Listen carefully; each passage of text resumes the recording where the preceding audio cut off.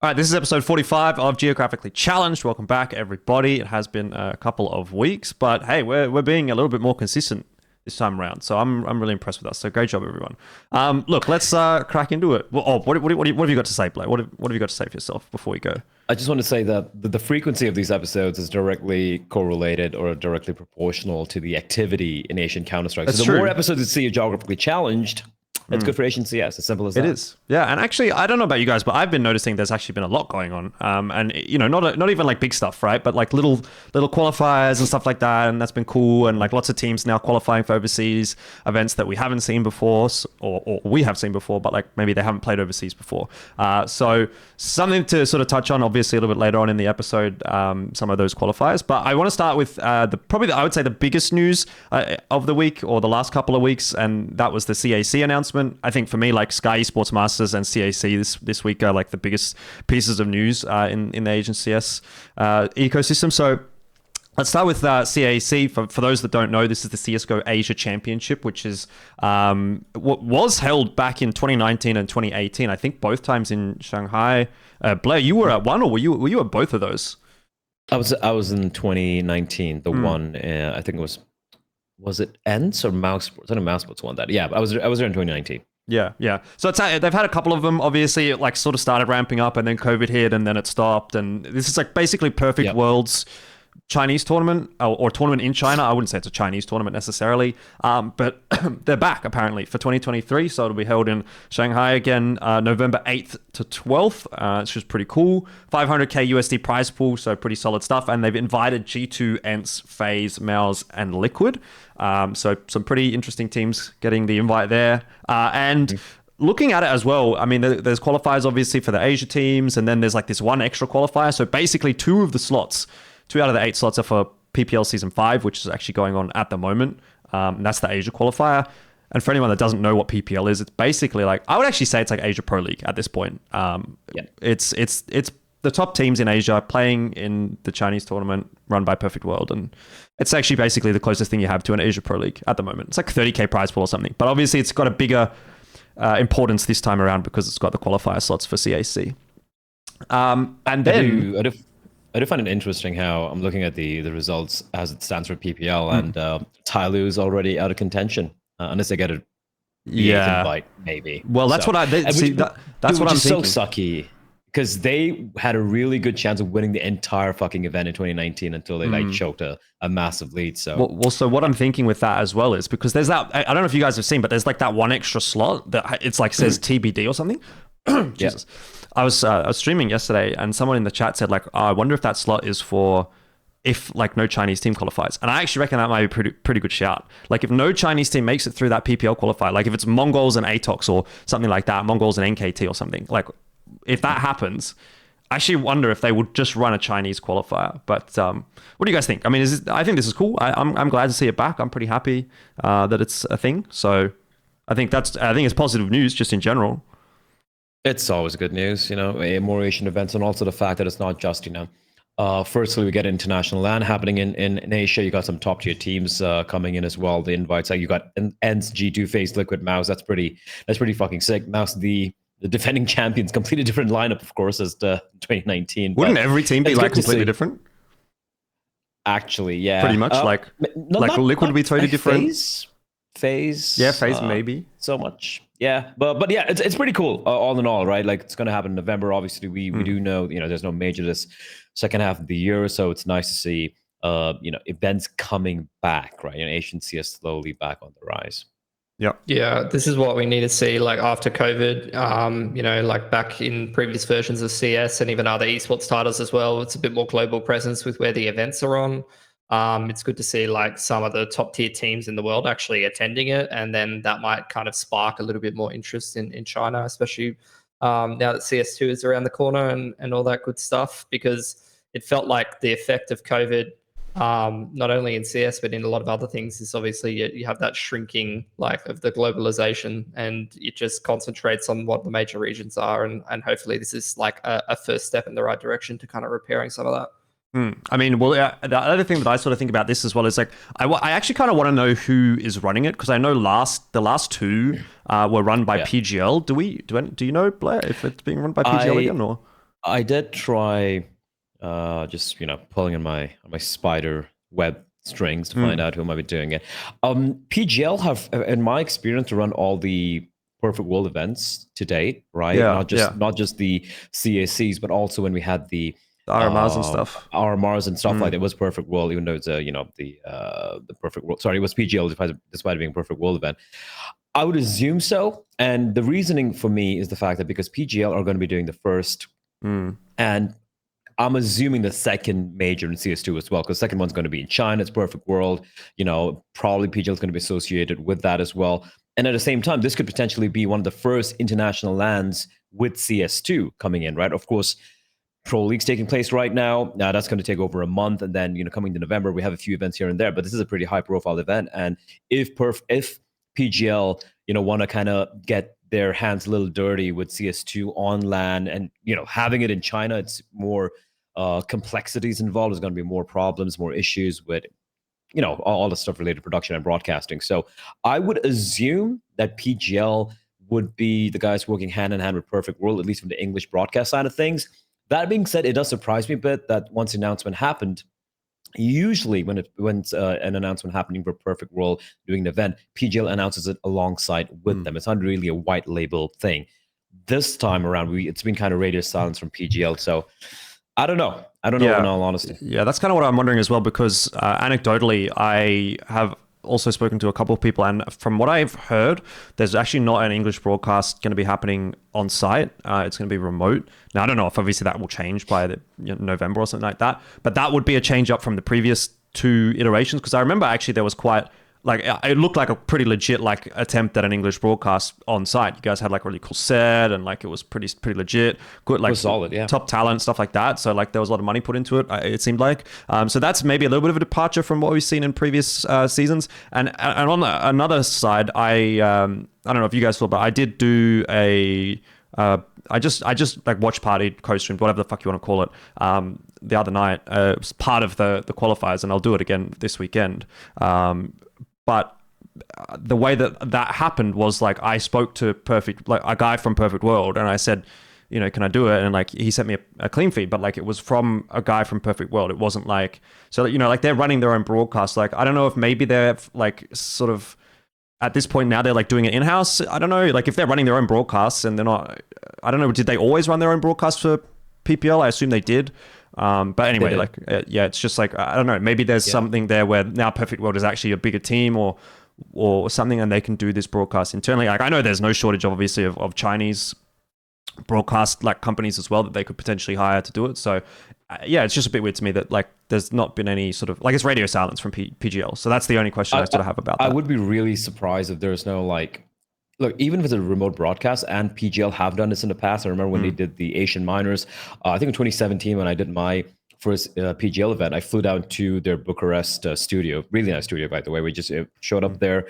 Call time was 3 a.m. or something mental, but it was a direct feed coming in from Perfect World. PGL were helping in producing that, but they were kind of working hand in hand. It's not like Perfect World just sending a clean feed, everything from their side, right? It was together with PGL, and PGL opting to do it from their studio because obviously they wanted to have all the talent in one place, and they were having minors all over the world, and NA and EU and all of that. So yeah, I mean, we still have a little bit of time, but I personally would like PGL to get their hands a little wet with CS2 and with this particular event, because I think they're going to need it with the major starting pretty early, man. It's going to be starting the qualifiers. The RMRs are going to be starting around February? Would have to be, would have to be early February or something like that. March or something like that. Well, isn't the major in May? Is that right? Yeah. Wait, let me see. March, April, May. I think it makes sense. I can't remember, but I think it would make sense for it to be in May, wouldn't it? Because I'm pretty sure that's when, or maybe it was. It used to be June. May. Maybe because I feel like I remember the last RMRs being in May. I think that was when we went to Mongolia. So, anyway, I don't know, but yeah, I don't know. Maybe February's a bit too early, but yeah, you're definitely right. So, but no, Feb 14th is when the are these the open qualifiers? These are it's the EU RMR. Wow, that is really early. It starts in Feb. The major is in March 21st. I remember it being pretty early. Yeah. That's a super early for a major. But anyway, whatever. Yeah, I guess that's a thing that they'll have to figure out. But But looking forward to it. Looking forward to seeing how CAC goes. From memory, it was always a pretty decent event. Like, I think it ran pretty well from my memory and looked good and stuff. And I think, again, was there a live audience the last couple of times as well? Dude, there was a live audience. I think that might have been the coolest looking stage setup and arena, so to speak, that I've seen in China and all the CS events I've done over there. It looked really cool. People showed up in droves. People like super excited. And yeah, overall, like just very well taken care of. Also, where I bought my CSGO jacket, bomber jacket, whichever. Oh, your favorite jacket. My favorite piece of clothing, and I hope they come up with a CS2 variant as well. China, for what it's worth, actually always comes up with like the craziest, best stages. Like I've done a few events in China. Very few of them have actually been CS. Most of them have been Crossfire. But obviously Crossfire is pretty big in China. And some of the stages that they come up with are just fucking insane. And yeah, little shit like that. Like I love this. Like an HE grenade, like plushie. You won't see that anywhere else.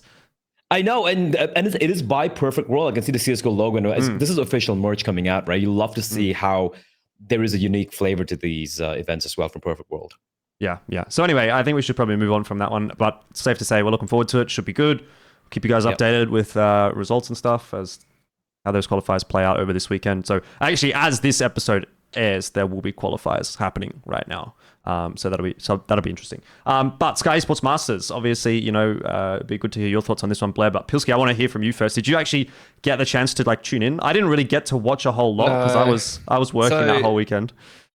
I guess I'll be the contrarian because I'm sure Blair is gonna spruik about it a little bit. I feel like I was impressed by what I saw on like social media, and the stage setup looked like decent, and I liked the idea of it, and I like the prize pool, but I'm just not really interested. I don't think I'm interested in, as a lot of CS plans are, watching a bunch of Indian teams play.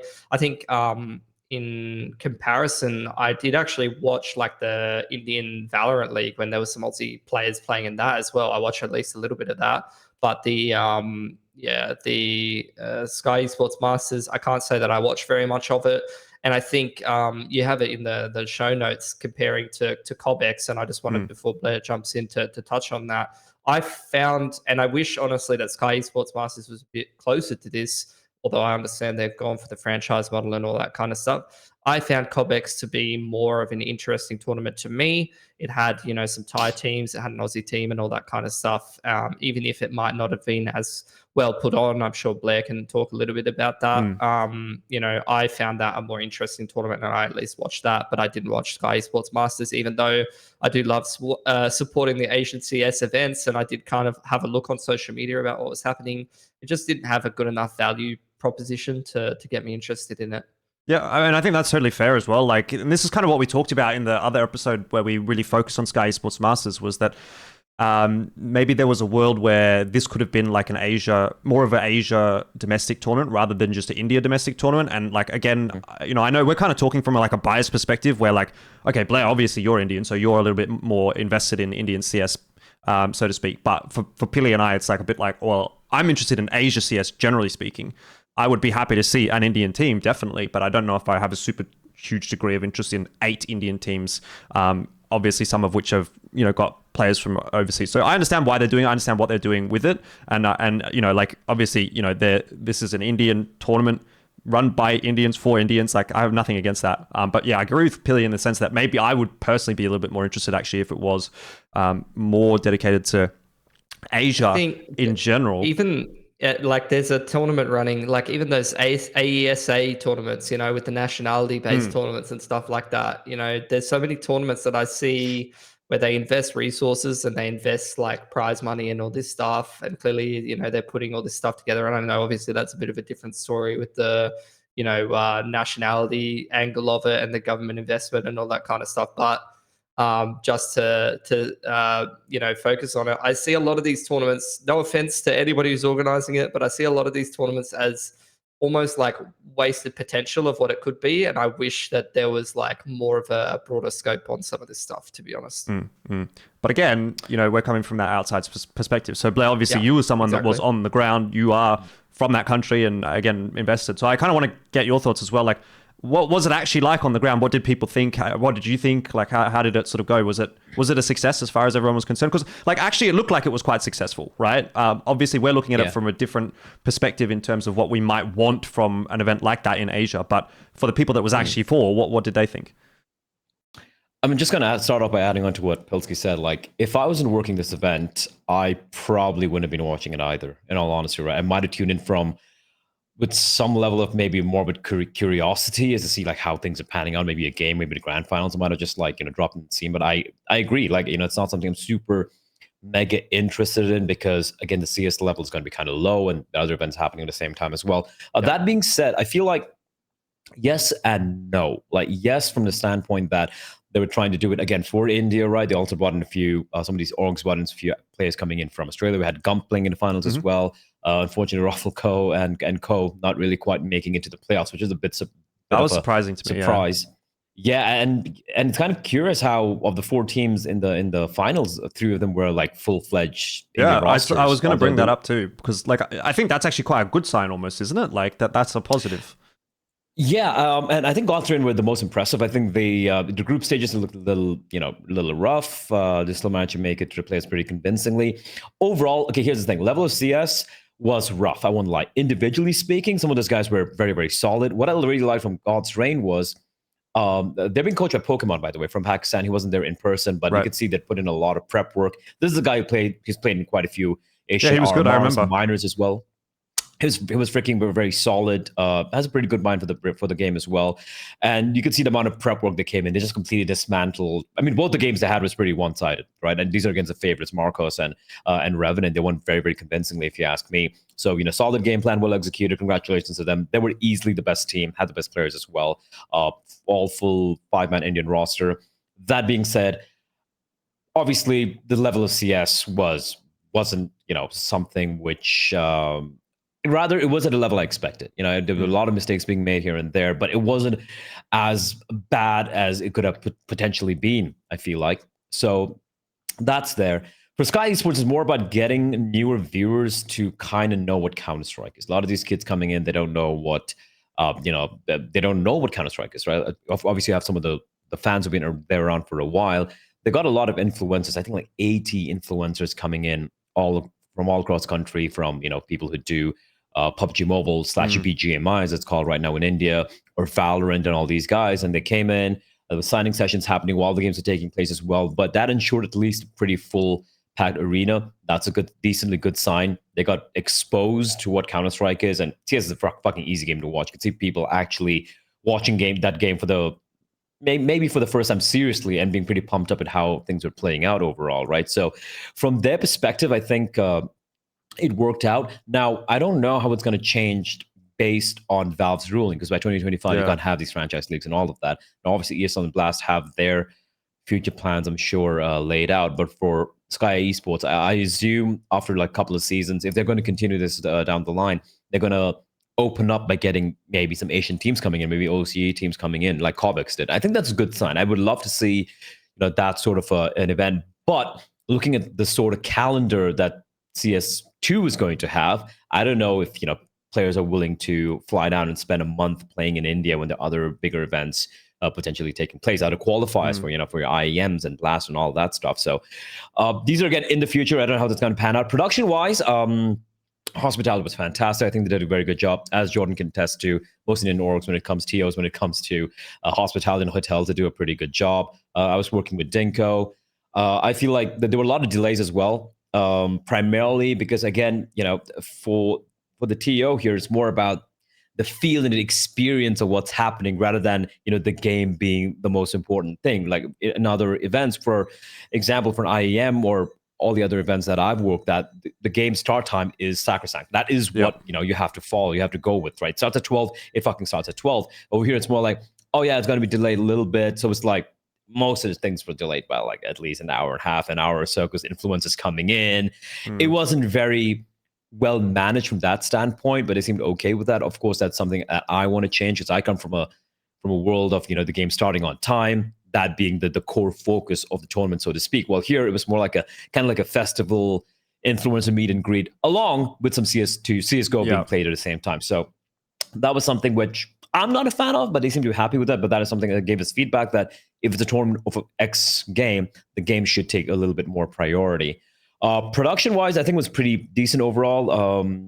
But obviously, a few things missing here and there because these guys haven't really done too many arena LAN events. It's mostly studio-based. So, when you're doing an actual event, it can have problems. Stage setup was great. Audio setup was, the speakers and everything were great. The way everything was kind of done in that side of things. But when it comes to like, for a commentary, when it comes to like a cough button, talk about a producer, a few things are missing here and there, which we still managed to deal with. So yeah, all in all, I'd give it, from an Indian standpoint, from what they wanted to achieve and everything, I'd give it a 7. But overall, I'd give it like maybe 4.55 from what I've experienced in other events. Yeah, I mean that segment actually ended up being a little bit more negative than I thought it would be. Like I thought we'd come out of this and be like, yeah, that was fucking sick. Everyone loved it, and I think to an extent, kind of seems like everyone loved it. Like, that's the thing. If you get a fan, Jordan, like someone who likes CS and who's done been in other Indian events in the past and come to watch his game, he'd been like, yeah, this is fucking great. After party was great. Everything was fucking sick. But objectively, from me having, I haven't worked in an Indian event in 5 years. This is my first event after DreamHack Winter 2018. And we did Skyesports Masters in 2018, didn't we? Or 2019? Yeah, but after that, I did DreamHack.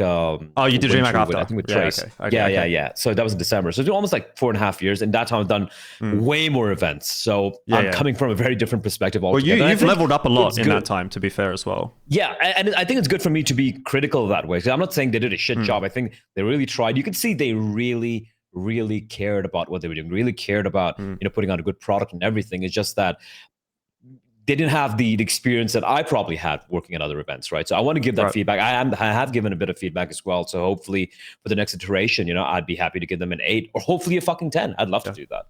Yeah, and I just to put my word in there as well, would say like it really depends on what their goals are at the end of the day. Like I'm only giving it from my perspective and what my interest is, and I think it's I could sit here and say like, oh my God, it looked amazing and all this stuff. And like, I watched the games and stuff from the standpoint of like a commentator who's like, oh, I love working in Asian CS. I would love to go work an Indian event or something. But I think it's probably more important to be the person that's like, honest about it. And then you lead to better overall outcomes for people, at least, if that opinion is important to them, which it might not be. They might not care, and they might have their own kind of things that they're measuring and their own things that they're interested in. And if the event went well from their perspective, then they're going to be happy with it. Well, that's the thing. That's kind of where I want to say, like, people almost take our opinion with a grain of salt, because like what we want is obviously very different to what they want. And I think from the metric of what they wanted, it seemed like a successful event.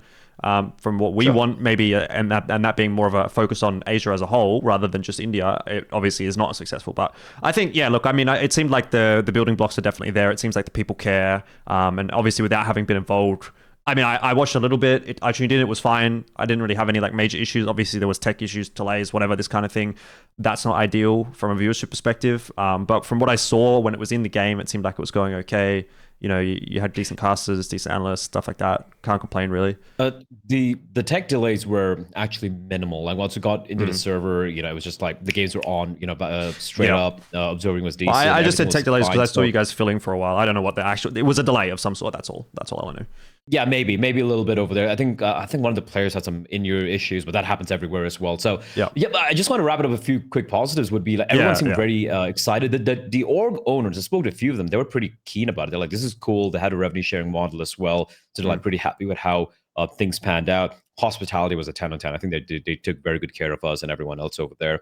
Apart from that, when it comes to just the basic bare bones of the production, when it comes to the games happening, there being commentary over it, and just things moving on, I think they did a good job. It's just that I want more. I really wanted to see more. Hopefully that happens with the next season. Yeah, actually the only thing that I will say as well on top of that is I don't know what the situation is with the teams, whether or not they will like exist after. That's the one other thing that kind of prevents me from getting like super invested, is that like, are they just going to play in Skyesports Masters and like forever be Skyesports Masters only teams because they're like obviously a franchise model? Or do these teams stick together and actually compete in other stuff? Because I think that's where I would get a little bit more interested, is if I could say, okay, me as a caster in this case, maybe viewers will feel a bit different, but like for me as a caster, if I ever see this team come through into a PPL or an Asia Minor or whatever, some kind of qualifier, am I going to be able to look at the results that they had in Skyesports Masters, and is that relevant? Or are they just going to play only Skyesports Masters and like that's the pinnacle of what they're going to play? Because if that's going to be the pinnacle, maybe that prevents me from being as interested, unless like, I watched because there was a couple of Australian players, to be honest, but like, I'd like to see them kind of go somewhere with it. Like, I think that would be a metric for success for Skyesports Masters, is if players and teams, especially from that competition, remained as a team without that competition existing in the off season and played in other stuff and were competitive. And I think that's something that would definitely help me have more interest, if that makes sense.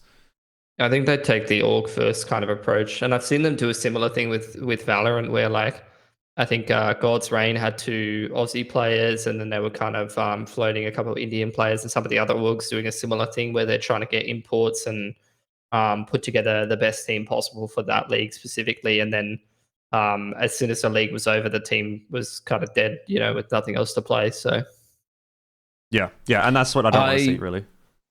I would hate to see that as well. And I feel like the teams who do have Aussie players, or like outside players coming in, right, like how you had for Revenant and for Enigma and a couple of others, I don't know how they're going to be by the next season. I think there's going to be big changes and whatnot because they didn't make it to the playoffs or whatever.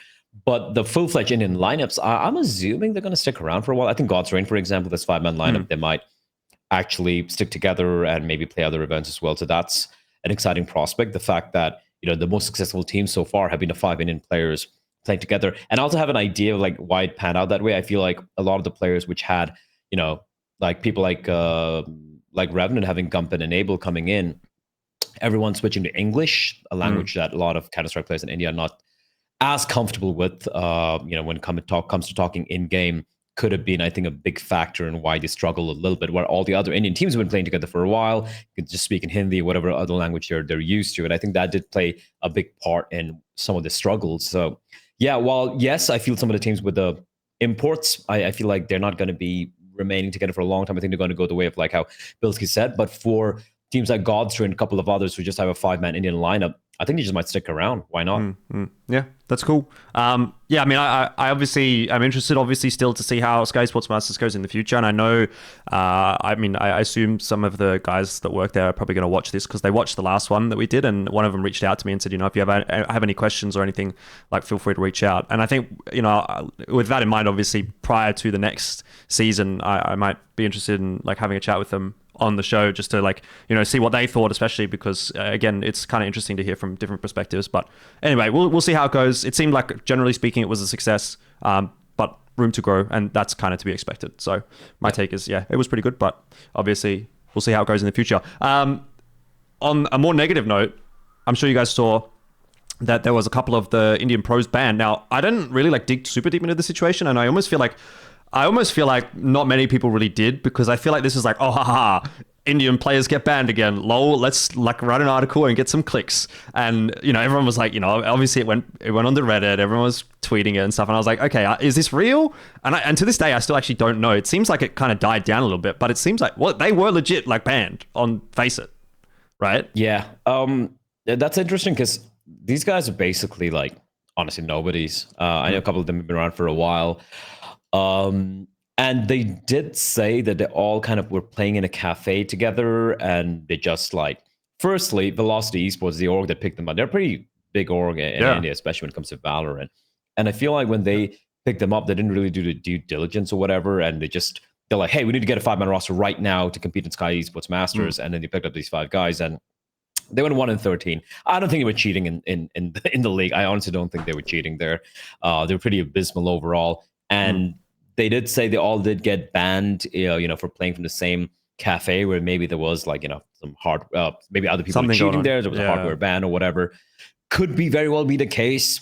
Could be they were cheating, and playing on Face and stuff. I don't know, honestly, Jordan, and I don't care. I really don't give a shit. Yeah. It's just irrelevant to me. They've been let go by VLT as well, and good luck in the future. If they weren't cheating, I hope they get unbanned. If they were cheating, well, fuck off. Yeah, exactly. I mean, I don't think it's really worth like super touching on, but the reason I brought it up, well, obviously, is just for the clicks, for the memes. One of them was Malaysian as well, actually, as far as I've seen. So two of them were banned for like 2 years, and two of them were banned indefinitely. Saya, right? Yeah, Yeah, I've known him for a while. Like he played in like some lower tiers in Asian CS and SCA, so that's why when I'm thinking about him, like, this does seem like a false ban just because he's there. Yeah. Anyway, we'll see what happens there, I guess. Or will we? Like, does it really matter? Probably we won't. I feel like that news cycle has already been and gone, and like people have already forgotten about it. People don't care. It's not the same as when Forsaken was banned, and it was like a big fucking shitstorm in India and Optic and blah, blah, blah, blah. Yeah, this is not that. But people were jumping on it like it was like that just because of it. And so anyway, yeah. Look, let's move on. IEM Sydney qualifiers happened over the last couple of weeks. Lynn Vision won the Asia qualifier, which is pretty cool.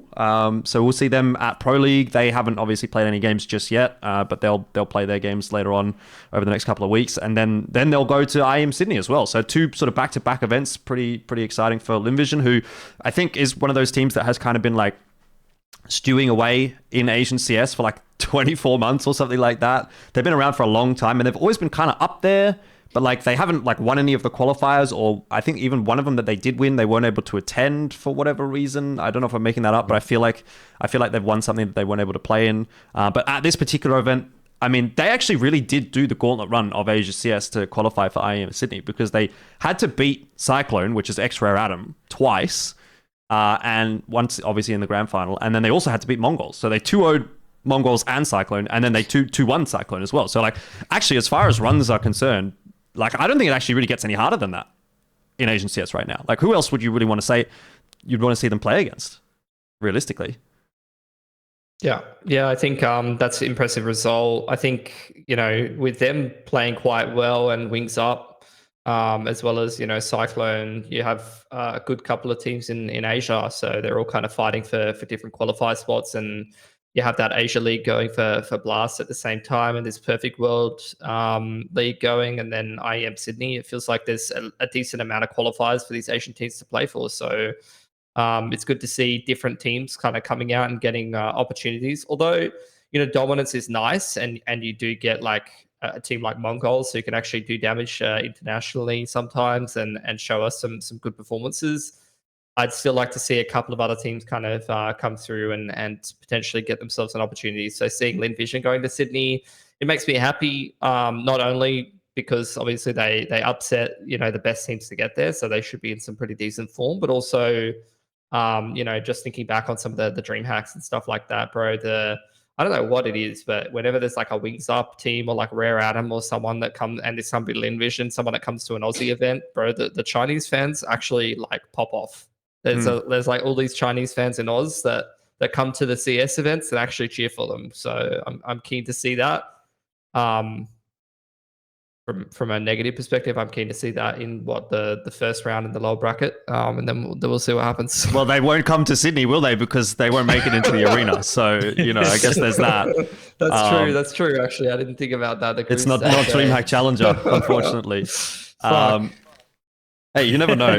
But what I will say actually is really is good for Lynn Vision is that like people haven't really, I don't think people have them on their radar internationally at the moment. Like they obviously, people who watch Asian CS especially will be pretty aware of this team, but I don't really think they've had much of a exposure outside of Asia just yet. And this first sort of gig in Malta at Pro League is going to be pretty big for them. If they do well there, or at least perform admirably at the same level as maybe something like a Rare Atom had at previous Pro Leagues, I think people will be pretty excited about them. Then they'll go straight into IEM Sydney, and quite frankly, I can only assume that they're in with a pretty good chance of making it through to CAC as well. Because like if you look at it right now, I think of those two slots, it's probably Lynn Vision, Mongolz, and Cyclone that are most likely to take the two slots between the three of them. I don't know that any other Asian team is really cutting the mustard. I watched Atox play against NKT last night, or was it last night? Whatever, it doesn't matter. And like they were all right. I thought they were decent, but I don't think they're at the same level just yet. I mean, there's a potential world where Lynn Vision goes and plays 3 back-to-back like big international events in the space of, it's now August and CAC's in November, so it's like 3 months. They'll play like 3 really big events. And like that's huge actually for a team like that hasn't actually really had much of an opportunity in that respect before.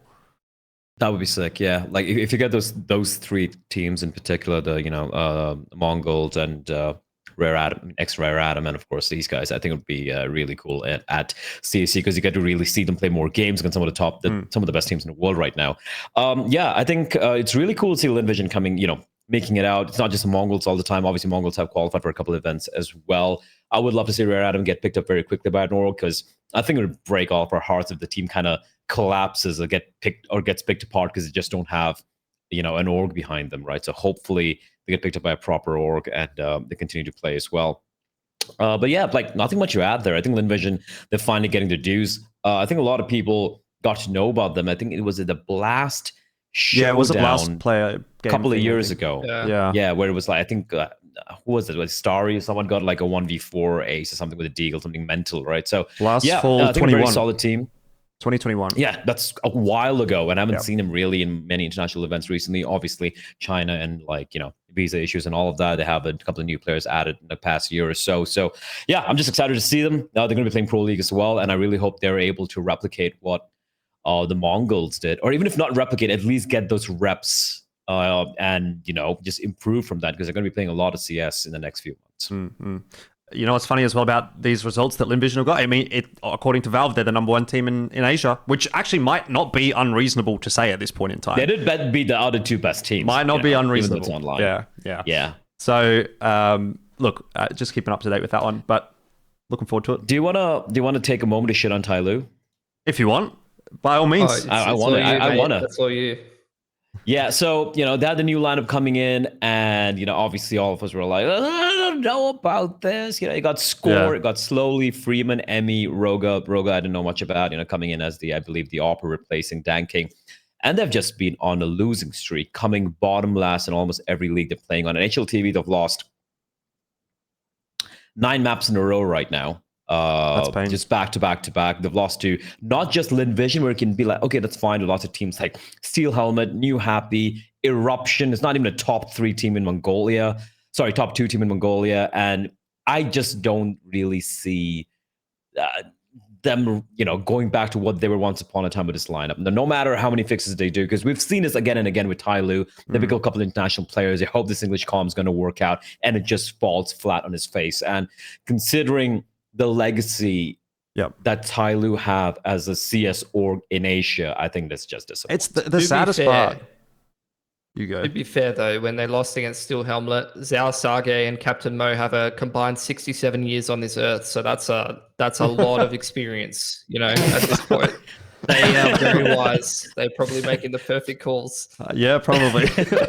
Well, I actually want to I really did almost feel like he was going to say something to defend Tyloo, but then no. All right. You've just shit on him. No, Steel Helmet pretty strong.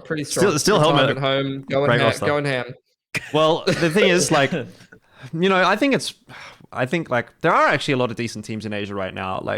And I can't imagine it's not easy to put together a team and be like, yeah, we're instantly top 4 or whatever, or we're instantly top 1. But that's almost the expectation for Tyloo as an org. That's the problem. Mm-hmm. And it's that prestige that you're talking about, Blair. It's like, if you're Tyloo, you can't have a team which in the 5e Arena Asia Cup Fall 2023, which was the Blast qualifier, goes 7th, 8th, and loses to Good Gaming from Mongolia.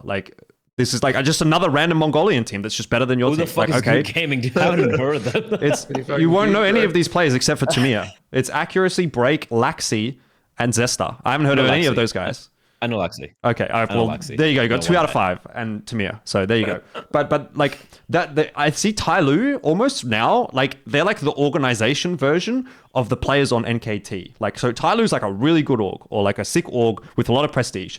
NKT, the players are sick players with a lot of prestige. They've had a lot of results. You look at that and you're like, these guys should be sick. And for whatever reason, that NKT team, it exists and they do okay, but they don't really qualify for anything meaningful. They're playing in all the stuff, but I'm astonished they're still going, to be honest. They must. How are they still going? I don't know, but they must. Obviously, that team, I assume that team doesn't exist if they're not getting salaried. So I'm assuming they're getting salaried. If the money tap turns off, that team stops existing. They all go their separate ways and end up wherever. But as long as they're still being paid, I assume they just keep playing, and maybe it works eventually, maybe it doesn't. But that's where I see Tyloo's like I said, they're the org version of that. They're like, this is a sick org. They should be top one, or at least fighting for top one in China. And like they're not even close to that right now. They're not even close to being better than like half the teams that are even still existing in Asia, which is just for this org a bit of a downgrade. And even for some of the players on that roster, like Slowly, Freeman especially, like these guys are fucking. Well, maybe not so much the case of Slowly, but Freeman definitely he's like an OG from Asia. He's fucking done it all. You know, maybe he's too far gone and maybe he's washed, but like you look at him and again, like he's such a storied player that it's a bit sad to see him in a team that's not doing well. I mean, Score as well. Like we've obviously talked about him enough on this podcast and said like we think he should be pretty sick, but like I don't know, man. I said to you guys, and I haven't said this publicly yet, but I do want to talk to Letney on this show and like actually pick his brains and say like what's going on here, because I'm genuinely interested, because like there must be a method behind this idea and trying to understand what's going on. And I don't like want to shit on teams like unnecessarily, but like for an org like Tyloo, I do think the results are a little bit unacceptable, unfortunately. So yeah. I don't know how much more rope they get. Like this team has been now together for what, like 3-4 months almost? 3 or 4 months, yeah. So you probably give them until 2024. I want to say you give them until 2024. Make the changes for CS2 if you don't see any results by then, because I don't know, whatever. But I don't think CS2 coming out is going to magically make them better. Well, no, that's not what I'm saying necessarily. I'm just saying like, how much rope do you give a team? Like I give a team like 6 to 12 months sort of thing, you know? Till end of the year. And I feel like right now, you know, with CS2 coming out and everything, there should be some fresh. Listen, they should just, you know, hire. Like what I'd love to see is watching our very good friend. What is his name? Oh, why am I not remembering his freaking name right now? Who's the IGL of Cyclone? Fuck. Advent. Your favorite player. Advent, yes. Look, it's been a long go one week, episode man. without mentioning him. Yeah. We can't go an episode without Advent. He looks rent-free in our heads. Advent should retire and be a scout for Chinese Counter-Strike. Then he should be hired on an ad hoc basis by various orgs, by Tyloo, by New a consultant. He's going to spend all day as a consultant, all day sitting in, you know, just playing in pugs on 5e play or whatever, and just finding random people we've never heard about, and they're just going to be as good as someone like, I don't know, fucking Nico or Monacy or whatever. And just watch Chinese Counter-Strike just destroy everything with CS2 coming. And this is the play, Advent. This is how you make $1 million. This is how you leave a legacy in Counter-Strike for Asia. Just, I hope he understands what I'm trying to say here. If you can't speak English, maybe get a translator. I don't know. I don't know if he speaks English. Yep. He's never done an interview in English, so can't imagine that he does. It's always Kaze. Kaze is the one that always gets pushed onto the interview for that team. Well, Kaze, if you're listening to this, just tell him that. Yeah. All right. Yeah. Any thoughts? Any more thoughts on Tyloo, or should we move on? No, we're done with Tyloo. We're done. All right, let's talk about Vertex in the IEM Sydney qualifier as well. They're the ones that qualified from OS, which is pretty good to see. Obviously, you know, we like to see that. I think I would have been happy to see either Vertex or Rooster qualifying for IEM Sydney. Yeah. Bit of me is happy that it's Vertex because obviously they missed out on Pro League. We haven't seen them, you know, at a big tier 1 international event outside of obviously like ESL Challenger Melbourne, but like ESL Challenger Melbourne is ESL Challenger Melbourne. It's not IEM Sydney. So I think that's pretty cool for a couple of those guys. I think, was it Hazza and Addict, maybe their first tier 1, like tier 1 event? Like an IEM style event? Because like they played at Minors like and stuff. DreamHacks, Minors, and like last tier 2 events, so like last NA kind of events. Yeah. I think I saw them tweet that this was like the biggest event that they'd qualified for, which is cool. But a little bit of me is like also a little bit sad that it wasn't Rooster, because like I think Rooster's obviously had a pretty good run lately where they've gone to the 2 most recent Pro Leagues. They're at the one currently. I haven't played yet, obviously. So that would be pretty cool to see them like sort of go Pro League into IEM Sydney and see what they can do. Obviously, they're a pretty exciting team as well. But like I said, I'm happy with either Vertex or Rooster. And the other thing I will actually say about this call is that this was the first time we got to see that new LFO V2 roster actually playing in something of relevance. They obviously qualified for like ANZ champs and whatever, but that's piss for them. But this was like obviously a big deal. And they actually almost like were at the point where they could have maybe qualified. They were doing well in the final. The funny thing is, I remember this. I can't remember where it was from, but I remember this interview with Brace. Maybe it was like Champs content or something, and he's literally just like, "Yeah, I don't know why they don't just make like a good 5-man roster out of the players in Australia." That was my episode of In Retrospect. Teams. That was my content. Was it? Yeah, was your. That's so funny. I was actually highlighted that. It's like you could make 2 or 3 teams that could actually do damage, and then they actually were like, "Oh, okay," and then they made one. They almost knocked him out. Why the fuck did I say that? Yeah. But honestly, I don't know. Vertex, I would have preferred Rooster. Personally, just what I've seen from international events from Rooster has been more promising and more interesting than Vertex. I am a fan of Vertex's style and the system, and I like the players, and I think the players have potential. But internationally, they really haven't done anything that's been super awe-inspiring to me.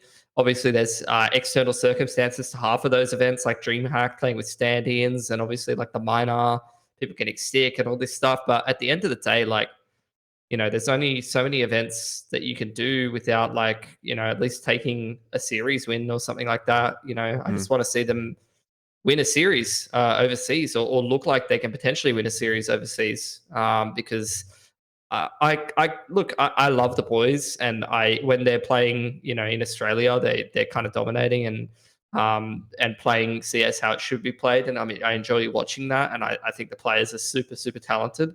But I genuinely am not that excited to see them play at IEM Sydney because I just don't think that they're going to be able to really do anything. But I'm happy to be proven wrong. I would be ecstatic if they actually were able to win a series. Do you think we're at that point now where AECS is kind of like, if you remember, like when we would watch Vox go over or like the early Renegades iterations, you'd be like, oh, these guys could actually like win some games, right? And now it's kind of like, well, if they win a game, I'll be happy. It's kind of different. It's kind of almost like a different vibe in a way. Well, I think it's different because, the Vertex is not as good as Vox would have been, and I don't know if Vertex is even as good as Immunity would have been necessarily, where it's like those in terms of expectations, like obviously they're better and relative to the skill level at the time as well. I think that's an important point. Yeah, 100%. So like, I don't know. I don't think that Vertex is capable of beating proper, like, good international teams, but I'd love to be proven wrong because I just don't. I think they fall too flat firepower-wise. Like, I don't think they can go toe-to-toe firepower-wise, and the players are too inconsistent to really put up numbers. Like, you see, they play these events, and it's like, I feel like I see the same thing every time. It's like, they'll play a map, and, like, 3 or 4 people will just be going, like, neg or, like, even, and then one player's playing good on that map. And it's like, they're never consistent enough to where it's like, the system's working, and 2 to 3 players are playing well, and then they can win. And it's a close game at that point, where it's like that almost never happens. If it does, they win one map at a BO3, and then it's just not consistent enough for them to put results together. So I just don't think that they hit their ceiling anywhere near enough. Like, they hit their ceiling, they can win a map. But they only hit their ceiling, like, if they play 4 maps in a tournament or something, they hit their ceiling in, like, one of the maps sometimes. You know what I mean? That's how I feel about Vertex. Yeah. I mean, there's not much to really add to that. It is. I feel it's slightly unfair to compare them to, like, Vox or Immunity. No, I mean, that wasn't really the point, but it was. Yeah, but that would be like, someone like Greyhound, right? Even though it was just AUCS in general was more the argument I was trying to make was that, like, 5 years ago or 8 years ago, you could look at AUCS and be like, maybe these teams actually do something. But now it's kind of like, we're going to play, but we're not really going to get anything done. It's kind of like the mentality. You watch Rooster even play like a couple of rounds against FaZe, and you're like, oh fuck, these guys are actually sharp. They can do something. Like, they can do something, but like, I feel like I don't get that sense from Vertex. I don't know if it's just me. I feel like I don't get the same feels. I feel like Vertex just play better CS overall, but I have to agree with you that the individual, so to speak, they don't seem as scary. Like how some of the Rooster guys can pop scary. off. Like, I feel like I'm scared of the Rooster players, but Vertex. But also for the Rooster, on the other hand, you look at them have a massive gargantuan lead, and then things just slip out of the control to make so many stupid mistakes. That's right. And just not even calling a tactical timeout. Like, even if you don't have a coach really standing behind you, it's okay. That was one thing which I think everyone pointed out as well. Just call a tactical timeout. Just take a breather. Figure out what's happening. And I feel like they lack that mental 4th or 5th gear, which you kind of need to have. Well, Vertex have that. So if you could somehow have Vertex's system with Rooster players. I'd be actually low-key fucking excited for that team. It's been 3 to 5 years of that whole TAC timeout discussion, and like it's still never changed. It's never changed, Elfish. It's How never the going fuck to. can it not change? It's never, because that's the team. And like I think one of the things is that the team is very reliant on Chelios, right? He does a lot. He orbs, he IGLs, he's like the fucking main guy, he's the clutch master, he's the fucking I'm getting the AK drop to me guy. Like he's the everything guy, pretty much. So everything guy. You know, maybe he's doing too much as well is probably the issue. I would say, I don't know, but he's doing a lot for that team, I think. It's broken my brain. That's the thing. Like, I used to be the guy that was like, Vertex is a way better team. They play systems-based Counter-Strike. You know, they make good calls. They try and win ecos. And like, it's 2023 now, and I'm legit like, yeah, I was wrong. Like, Rooster knows better. Like, the players individually, they play intuitively. They have heavy firepower, and like they always look like they could beat Greyhound way more often than Vertex could, and they always look like they could take maps internationally much more often than Vertex could. So what's the more effective play style at the end of the day? You know what I mean? I mean, for Vertex, because of the because it choked to Rooster again in one of these qualifiers. So for them to at least have an opportunity to kind of like show what they can do, right? That's what I'm looking at. You have a shot now, you actually made it, so make something of it. Make something happen and let people have a little bit more faith. I'm trying to be optimistic for them, but obviously we have to be a little realistic based on like what we've seen win so a far. series in groups or something. You're on home turf. I'd be very happy for them to do that. For sure, we all would be. So we'll see. And it has to, like, that's the thing for me as well. Like, this is my last point, and then I'm done. But like, it has to be like a good team, like, or a good run. They can't just have like the dream run through groups and they draw an easy team and then it's like, oh, they beat them and stuff like that. Like, fucking, that's what I was saying about Rooster. It's like, oh, they're playing FaZe, and like it looked like maybe they could do something. Yes, they got rolled anyway, but like that's what I'm talking about, where it's like they're actually playing someone good, and it's not like, oh, this team's beatable, or this team just came to the tournament with their stand-in because someone couldn't get a visa and, oh, we beat them. It's like, no, I want to see an actual legit fucking win. Yeah. I mean, look, this is the best situation for it to happen outside of DreamHack Challenger. ESL Challenger at DreamHack Melbourne. Because you're in your home country, you're comfortable, no jet lag, blah, blah, blah. Also, one thing that at the very least this will help with is we've been hearing for probably the better part of 12 months now that scrims in Oz are awful. And I was talking to one individual who I won't name last night, and they were saying that they scrimmed the same team like 6 days in a row. So there's two teams scrimming each other, like the whole, and then that's it. Because like that's Greyhound's overseas, Rooster's overseas, so you can probably guess which the two teams are. But like, what other valuable scrims can they really get outside of those top two teams, the top four teams? But at least for the period that there's going to be teams in Australia, like you'll be able to get scrims with like all the top teams. So that'll be sick for not even just Greyhound and Vertex, which will be playing at IEM Sydney, but hopefully for everyone involved. And, everyone will jump on the pugs and stuff like that. I know it's a big deal. Everyone tries to get in the pugging services. And so it's going to be cool. It's good to have IEM back, but we'll probably talk a bit more about IEM in the lead up to it. And let's move on to Blast Premier Fall Qualifier and quickly touch on that, because that was another qualifier. Like, this is what I'm talking about. There's lots of actually cool stuff happening in Asian CS right now. So that's why, we get more episodes. Mongolz won this one. So, this is kind of tying into that conversation where it's like, well, Lynn Vision, Cyclone, Mongolz, kind of like the top three at the moment. Almost make the argument that Cyclone has kind of dropped off a little bit. And like, to me, it's like Lynn Vision, Mongolz, and then Cyclone a little bit. And it seems like Lynn Vision and Mongolz are taking a lot of the spots at the moment. So they won. They did lose to Cyclone in the group stages, but that was the best of one. And then they beat Atox 2-1, and then they beat Cyclone 2-0 in the playoffs. So pretty straightforward from them. Good stuff. Nice to see Mongolz going overseas again. I think they would have been a bit disappointed not to make it through to IEM Sydney and ESL Pro League. So it's kind of good that they were able to get this one done, especially after looking like pretty cool at Cologne. So happy to see Mongolz going overseas again as well. Yeah, absolutely. I also do like the fact that their map pool seems to be expanding quite substantially, right? We know their Inferno used to be the best map. It felt like a lot of teams figured them out recently, international teams that is, but then the Mirage looks very solid. Ancient seems to be kind of a home map for them. Overpass, I know they had that heartbreaking loss against Heroic in the 15-13 round, but they seem to have really expanded their map pool just playing here in Asia. I think that's a good sign overall. So the team seems to be, just evolving and getting better over time. And also, having good competition. I'm looking at some of the results they've had over here, and sure, they managed to take down Cyclone very convincingly. I think on Ancient 16-3, 16-14 closer affair, but most of these games have been kind of close, right? Against Atox, against Cyclone, against the likes of Lynn Vision, for example. So yeah, all in all, I'm just happy to see the Mongolz still not being kind of like a one-hit wonder. They're continuing to play. No more roster changes. They seem to be pretty happy with what they have right now. Although I would still make maybe one change, but hey, if things are working out, you got to give it time. I think you got to give it time. Yeah. Yeah, I just I'm greedy, so yeah.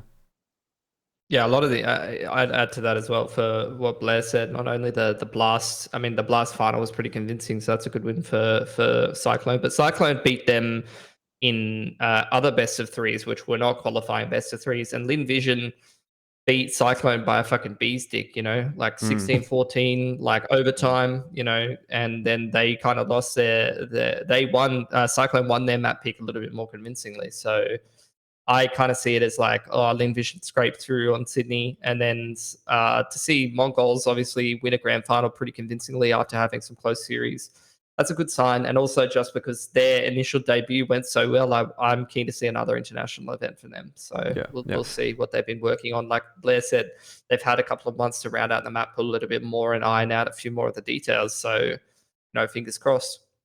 I mean, and actually, just to touch on that international opportunity for them, it is the full American showdown. So, like, it's not even as if they're going to the big one. So, it's actually quite winnable. I mean, I don't know if it's necessarily they're going to win, but like, it's definitely more winnable than had they qualified for like the actual Blast event, because this is essentially also a qualifier. It goes into the full final. So, like, Evil Geniuses, Complexity, Imperial, and Fake Natty are the 4 teams that are already going alongside Mongolz. And then there's the Ace Masters is another qualifier, which is like all just like North American teams. So like Mythic Nouns, Party Astronauts, Wildcard. So like nothing, like no massive mega big names. So I didn't know about that. I thought it was EU. No, they're going to NA, yeah. They could win this. They could legit fucking win this. I think the only one team who would be like, the favorites here would be Complexity. We still don't know the other 2 teams though. Yeah, I don't know who those invites go to. This could be a big upset. It has to be NA teams, right? Like, because it's the NA qualifier. So it's either NA teams or South American teams, I guess. Because you've got Imperial and Fake Natty in there. But that'd be funny. That'd be funny as fuck. Fury qualified for fall? For the full final, or yeah, for the full finals, have they? I don't think so. Not from what I can see. So I assume Furia should. Furia might get an invite. Yeah. They haven't qualified, so. Yeah, Fury should be getting one of the invites, and I don't know, some on the NA team perhaps, or South American. Yeah. So I mean, look, if they beat the NA teams going to NA, like as the only Asian representative, that'd be fucking sick. That'd be so hard right now. I swear to God. You're already lining up the Twitter posts, bro. Dude, I'm just already. I'm ready. I'm fucking ready. It's gonna be the draft.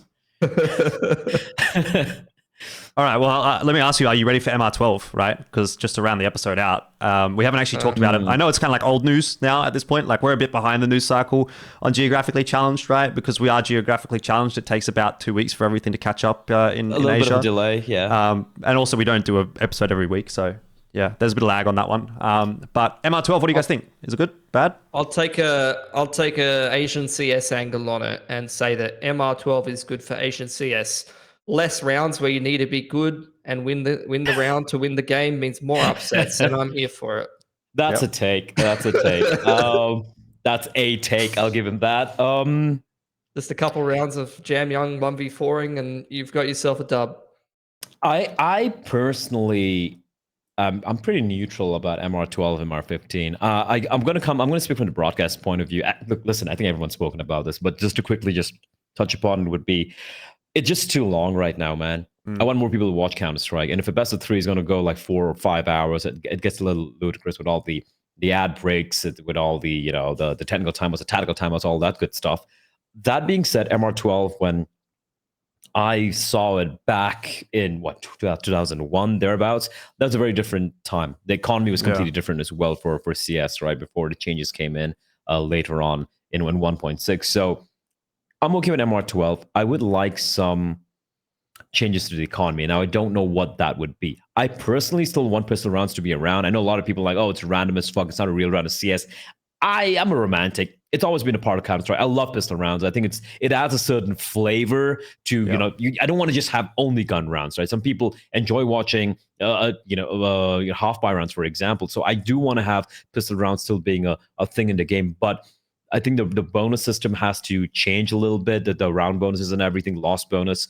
I'm not sure how Valve's going to figure that out. I would love them to kind of launch an open beta for like a month or so before they smack that big red button and we switch fully to CS2 to see how things actually pan out in the professional scene, also in the the just casual scene, so to speak, and in Face It, etc., etc. I'm okay with it. I'm good with change. I think if this leads to better, faster games, it's great. But if it's at the cost of the quality of Counter-Strike dropping, I will not be a fan. But that remains to be seen as to how it's going to play out.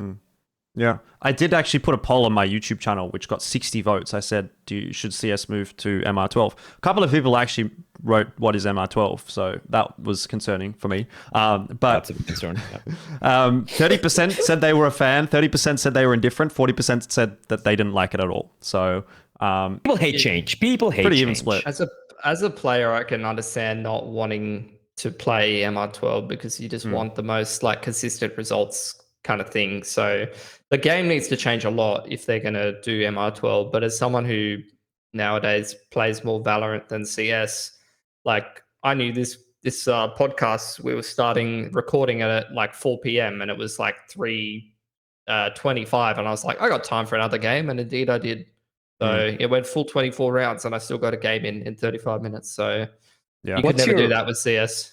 What's your opinion, Pilski, from Valorant and coming into in Valorant? Obviously, it's MR12, right? Yeah. A lot of people obviously assume that Valorant invented MR12. That's not the case. It comes from Counter-Strike. Let's be real about that. But jokes aside, the economy is very similar to CS, right? Current CS, if I'm not mistaken. It's actually more forgiving. That's more forgiving. It's very forgiving. The thing is, like in Valorant, you can the big difference. The economy itself is not the difference. The difference is in how the weapons are balanced and how the abilities change the game. It makes half buy and low buy rounds much more winnable.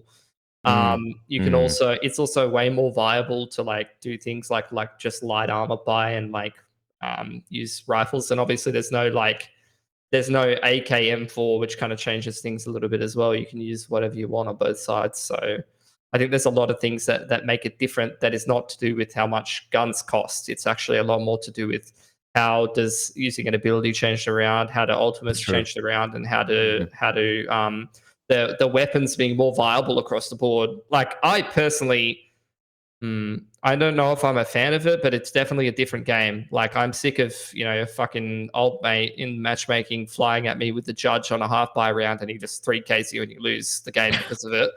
That's not fun as a professional player who's playing for $100,000 in a grand final, but it definitely makes for a different game. It's entertaining. Yeah, it's entertaining for sure. I won't lie. I was watching some of the Paper X games as well. I'm like, holy fuck, this is wild. I don't even know what's going on. At the end of the episode, but I just felt like watching Paper X play. I haven't watched Valorant in a while, but like after quite a number of months, almost a year or something, and I'm watching like, is this the same fucking game that I used to watch and play? It's mental, and honestly, I don't want CS to go that route. I like the core of what Counter-Strike is, the way the game ebbs and flows, and I hope that doesn't get affected by MR12, but we'll see. Valve have done a pretty solid job overall. I'm hoping they nail this one as well. And as a bonus topic, I just think it's funny at the moment. I don't know how much you guys watch Valorant, but I think it's funny what's going on with a lot of the Singaporean players in Valorant at the moment in Paper X. I've seen one of their players is now going to national service, and everyone's Isn't talking Jing about it. Jing's going to national service. And I'm just thinking about the 8-man Boot Dreamscape roster. Yeah. And nobody really knows about that. But I'm watching Alex do interviews about it and watching his reaction to one of his players having to go to do national service. And nobody knows the history of the fucking revolving door of Boot Dreamscape. Yeah. But Alex is definitely fucking thinking about that, I think. He's getting some like PTSD. You can just see it. Except this time around, I don't know if this would make it worse or better for Alex, because back then, Boot GS was always kind kind of the best in Southeast Asia, right? But they always struggle a little bit. Right now, they are literally, contenders, right? Top One of two the in the best world, teams on the planet, but they still have to contend with it. So would he be happier to at least have achieved those highs and he has to deal with this? Oh, or well. would it be, I don't know. Like, I don't know. I think it would be gutting. I don't know. I think I don't know some enough. PTSD, and the thing is, like, so few people know about that. There's all these Valorant fans who, they don't know the history of that. So they're gonna learn, man. I'm just having a little fucking giggle over here in the corner about it. But it's gonna happen with the Korean players too, probably, isn't it? Like, I'd assume. Yes. Yeah. Wasn't Jing like their best player as well? Was he like a prodigy type guy? One of the best players. They're all good. They're a very well-rounded team. They're all good. But he's definitely also. I just heard. I know this. For Benkai, he is looking for other pastures. Is what the LFT just saw right now. Yeah, he hasn't been on the team in a while. I know, but he did say he needed a little bit of a mental break and everything. So yeah, I think Benkai is just fucking amazing. As a person and whatever is brought to the team. So I think whichever team picks him up, they're going to be very lucky. Yeah, get him back in CS2. Yeah, just come out of Counter-Strike, guys. That's what I messaged you. I sent him Counter-Strike. I tweeted at him. I said, it's the time. I think about it though, right? It is interesting if we can get someone like Benkai, like some of these Asian players and whatever. Again, it's different games, obviously, but they're able to kind of get what they've learned from Valorant and maybe come out of CS2 and be like, hey, we kind of know how to win now. Yeah, but it's actually interesting that you mentioned that, because I was talking to Tommy. You remember Tommy from B.O.O.T-d. He was in my stream like a couple of days ago, and we were talking about like this topic exactly. And we were saying like, why is it that PaperX can be a top 2 team in the world in Valorant, but they could never even like be competitive in CS? And he was saying he thinks it's just because CS is harder in the sense of like it's a harder game to succeed in. And then we were trying to say, I was trying to make the argument of like, why is it harder to succeed in CS? Was it because other teams are already so much better and so much further ahead? Like the game has been figured out a lot more than Valorant. And like in 5 years, we're going to look at the way Valorant is played now and go, holy shit, they were like bad. Like how we look at CS, right? Like if you look at CS, the first couple of majors, you're like, look, these guys have no idea. They would get crushed by a tier 2 team from today, even though they were the best teams in the world back then. So is that case? Is it that they got into Valorant at the right time and they can grow and develop alongside the game? Or is it just that the game itself is easier or whatever? And I think he was kind of going with the argument that it was like a bit of both.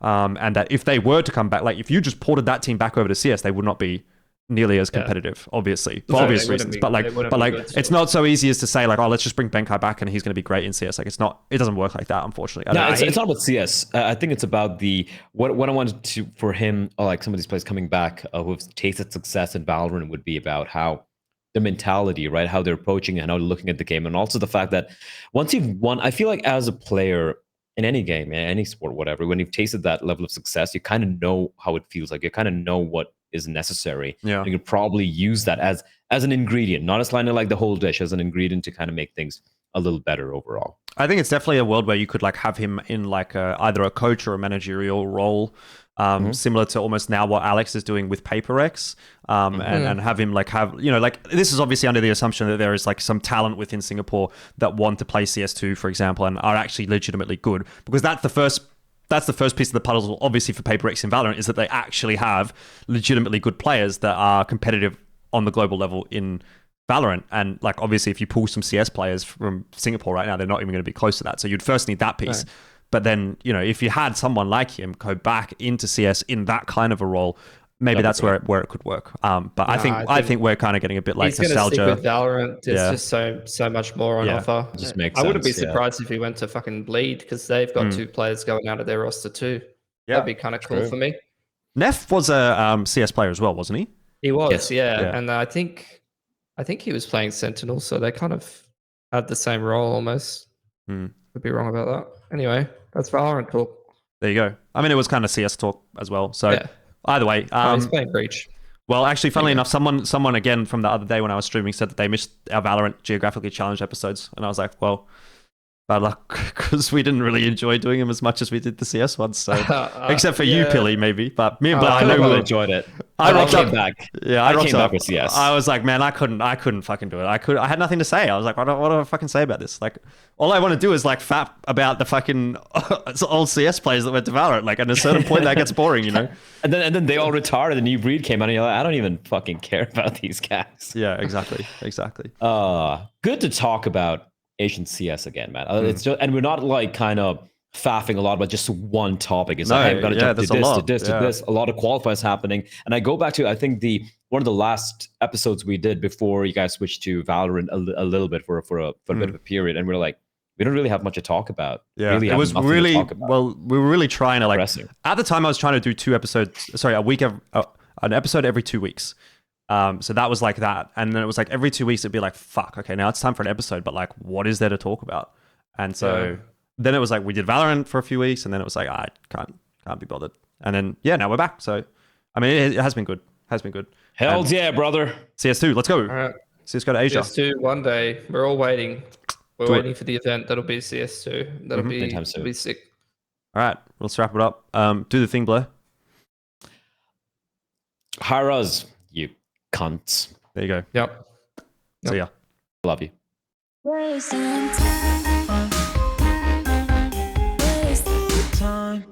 Hey guys, just at the end of this video, I'd like to give a quick shout out to Jean, who is my first supporter on buymeacoffee.com. If you'd also like to support me financially or any of my content, make sure to check out the link. It is in the description box below.